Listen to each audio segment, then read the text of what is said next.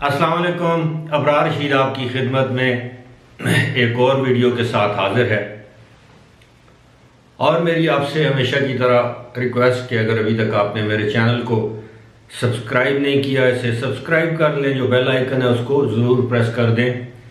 UAE में जो corona virus की सूरत हाल है वो दिन ब दिन ख़तरनाक से ख़तरनाक तर होती जा रही है। जिस तरह हमेशा मैं आपसे बताता हूँ, आपसे जिक्र करता हूँ कि संगीन से संगीन तर होती जा रही है, तो अब सूरत हाल ये है। अगरचे अब तकरीबन 3249 केसेस सामने आए हैं जो बज़ाहिर कम लगते हैं, लेकिन जो अमवात हैं वो पहली मरतबा यूएई की तारीख में कोरोना वायरस की वजह से एक दिन में होने वाली जो अमवात हैं वो सबसे ज़्यादा रिकॉर्ड की गई हैं और उनकी तादाद है 14। यानी एक दिन में सिर्फ कोविड-19 की वजह से 14 अफराद मौत के मुंह में चले गए। ये उस वक्त जबकि वहाँ पर दावे किए जा रहे हैं, बहुत बड़े बड़े दावे किए जा रहे हैं कि वैक्सीन बड़ी तादाद में लोगों को लगाई जा रही है। अबू धाबी के एक आध दो रेस्टोरेंट्स ने ये ऐलान भी किया है कि अगर आप वैक्सीन लगवाएंगे तो आपको मुफ्त खाना फराम किया जाएगा।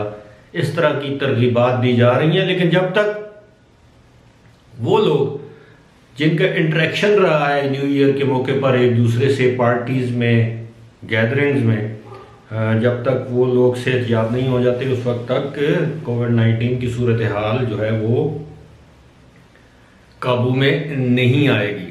दूसरी बात मैं आपसे ये करना चाहूँगा कि मैं गुज़श्ता रात भी देख रहा था टेलीविज़न या यूट्यूब, उसमें कम से कम 3-4 वीडियोज़ ऐसी थी 1 या 1.5 मिनट की, जिसमें ये दावा किया जा रहा था कि खुशखबरी आ गई, यूएई के तमाम वीज़े खुल गए, खुलने वाले हैं, ये है वो है। और मैं हैरान रहता हूँ कि वो 1-1.5 मिनट की वीडियो में किस तरह ये ऐलान कर देते हैं। उस 1-1.5 मिनट की वीडियो में भी सबसे पहला ऐलान उनका क्या होता है? उनका पहला ऐलान ये होता है कि अगर अभी तक आपने हमारी वीडियो को सब्सक्राइब नहीं किया तो सब्सक्राइब कर लें और जो घंटी का बटन है उसको प्रेस कर दें।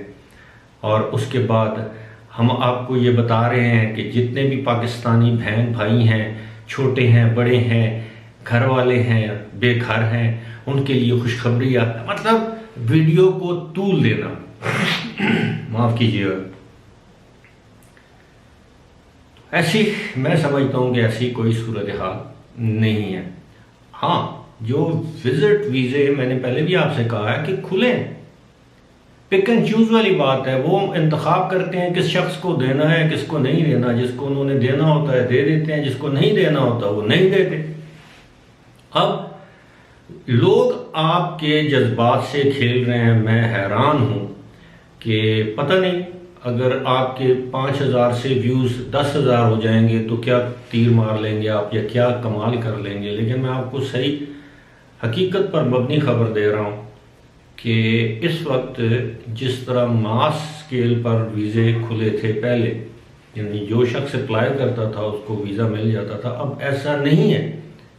बल्कि गुज़श्ता 1.5-2 हफ्तों के दौरान जो सिलसिला शुरू भी किया गया था इंडिविजुअल लेवल पे, सिंगल यानी गैर शादीशुदा अफराद को वीज़ा देने का जो सिलसिला शुरू भी किया गया था, उसको इतना स्लो कर दिया गया है लोगों के 15-15 दिन। अब मैं आपको बता रहा था 12 जनवरी को मेरे बिहाफ पर मेरे किसी मेहरबान ने दुबई से जो है वो विजिट वीज़े के लिए अप्लाई किया और वो अब तक उसका कुछ पता नहीं, ना वो वीज़ा रिजेक्ट हुआ ना वो जारी हुआ। बहरहाल मैंने, जिस तरह आपने मेरी एक वीडियो देखी होगी, मैंने खुद ये फैसला किया है कि इन हालात में यूएई या दुबई जाना दानिशमंदी नहीं बल्कि बेवकूफ़ी है। कि जिस तरह के बुरे हालात हैं, कम से कम पाकिस्तान में आप यकीन जानिए इतने बुरे हालात नहीं है जितने वहाँ पर बुरे हालात हैं। और दूसरी बात यह है कि पाकिस्तान में खुदा न ख्वास्ता अगर हालात बुरे हैं भी तो आपका घर है, आपके अजीज़ हैं, रिश्तेदार हैं, अस्पताल हैं, सारा कुछ है। वहाँ पर दयारे गैर में मैं जाकर, अगरचे मेरे पास इंश्योरेंस थी, सब कुछ था, लेकिन फिर भी एक अकेला शख्स, मैं वहाँ पर जाकर एक होटल में मैं क्वारंटीन हो जाता तो मेरे जाने का फ़ायदा क्या, इतना ज़्यादा खर्चा करने का। मैं कोई तकरीबन कोई 20-22 मरतबा दुबई जा चुका हूँ, कम से कम गुज़श्ता 2 साल में 20-22 मरतबा। अब आप खुद सोचें कि ऐसी सूरत हाल में दुबई यूएई जाना कोई दानिशमंदी की बात है, जबकि अमवात की तादाद बढ़ रही है, केसेस की तादाद बेशक कम हो, जो पुराने केसेस वहाँ पर जो मौजूद हैं, पहले ये कहा जाता है कि जी अमवात 1 हो, 2 हो, 3 हो, अब 14 तक। अब आप खुद अंदाज़ा करें कि वहाँ की सूरत हाल क्या होगी। दुनिया के बेशुमार ममालिक ने यूएई पर पाबंदियाँ आयद कर रखी हैं, यहाँ तक कि अब तो सऊदी अरब ने भी पाबंदियाँ आयद कर दी हैं, कुवैत ने पाबंदियाँ आयद कर दी हैं, ओमान ने पाबंदियाँ आयद कर दी हैं। ये तो जीसीसी के ममालिक हैं, पड़ोसी ममालिक के यूएई के। बरतानिया ने, आपको मालूम है, पहले ही पाबंदियाँ आयद कर रखी हैं। सिर्फ वहाँ से फ़्लाइट्स मेरे ख्याल इस वक्त पाकिस्तान आ रही हैं बिला रोक टोक, और यहाँ से वहाँ जा रही हैं, और शायद दूसरी जगह इंडिया है, इंडिया ने भी पाबंदी लगाई, वहाँ पर खुसूसी परवाज़ें जा रही हैं, आपके इल्म में होना चाहिए। तो ये सारी सूरत हाल मैं इसलिए कि बाज़ लोग अपनी वीडियोस फ़रोख्त करने के लिए आपको गुमराह करते हैं। वीडियोस क्या फ़रोख्त करते हैं? अपनी क्रेडिबिलिटी ख़राब करते हैं। 1 मिनट 20 सेकंड की वीडियो में वो उनके पास कहने को कुछ होता नहीं है, वो अट्रैक्टिव सा थंबनेल या टाइटल बना देते हैं, और आप हैं फिर आप उनकी वीडियोस बड़े शौक से देखते हैं। मेरे भाइयों, बात ये है, मैंने उस दिन भी आपको बताया था कि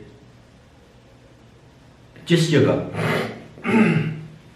किसी भी जगह आपकी इज्जत नहीं है ना, तो वहाँ पर जाना ही नहीं चाहिए जब तक कि आपकी मजबूरी ना हो। मैं कतई ये नहीं कहता कि आप यूएई को खैराबाद कह दें, नहीं नहीं, आप ज़रूर जाएं। जिन लोगों की मजबूरी है, जिन लोगों की मजबूरी नहीं है, मत जाएं। कोई दुनिया की आखिर तो नहीं है, ना ही आखिर है, बस ठीक है। जब हालात बेहतर होंगे, जब दुबई के, अभी तो आप यकीन करें, मैं आपसे दिल की बात करता हूँ हमेशा, मैं आपको यकीन से कह सकता हूँ,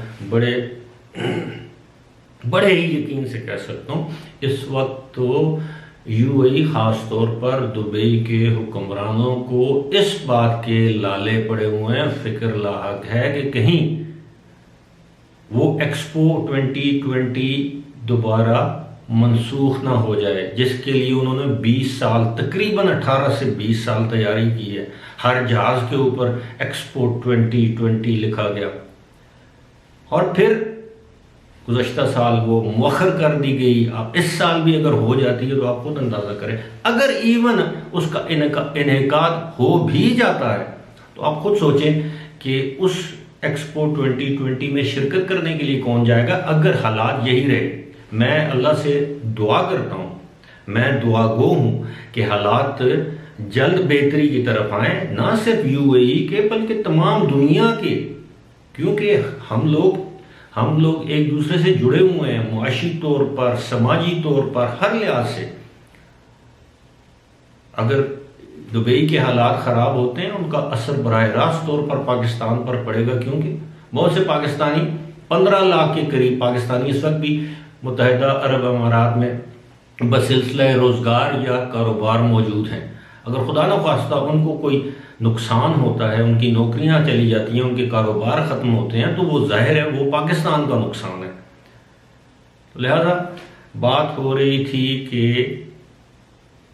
वहाँ पर जो अमवात हो रही हैं ये काबिल तशवीश हैं, और वहाँ पर जो इस वक्त हमारे बहन भाई बैठकर आपको तरकीब दे रहे हैं मुख्तलिफ कि जी आज वीज़ा 8 तारीख को खुल जाएगा, 9 को खुल जाएगा, पक्की खबर आ गई है, 20 को खुल जाएगा। खुदा का वास्ता है, खुदा का खौफ करो यार। इससे आगे और मैं क्या कहूँ। फिलहाल इसी के साथ मुझे दीजिए इजाज़त। खुदा हाफिज़।